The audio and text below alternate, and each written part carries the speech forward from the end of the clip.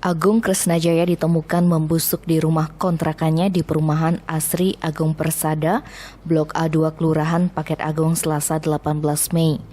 Lelaki berusia 33 tahun yang diketahui sebagai pegawai kontrak di Dinas Penanaman Modal dan Pelayanan Terpadu Satu Pintu, Kabupaten Buleleng ini pertama kali ditemukan oleh sepupunya bernama Vicky. Menurut Vicky, bibinya sempat bertanya kepadanya karena Agung tidak bisa dihubungi selama 3 hari berturut-turut. Ia pun bermaksud mendatangi rumah kontrakan Agung sembari membawakan makanan dan mengambil beberapa helai pakaiannya. Tiba di rumah Agung pada pukul 16 WITA, Vicky mencium bau busuk. Vicky masuk lewat pintu belakang lantaran pintu depan tidak dapat dibuka, kendati sudah diketuk berkali-kali. Ketika masuk, Vicky menemukan Agung sudah membusuk. Agung yang berasal dari Palu, Sulawesi tersebut tinggal sendirian di rumah kontrakan.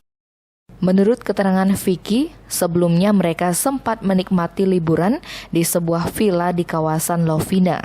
Saat itu, Agung mengeluh sesak dan sempat meminum vitamin. Belum diketahui pasti penyebab kematian korban. Tim Bali Express melaporkan.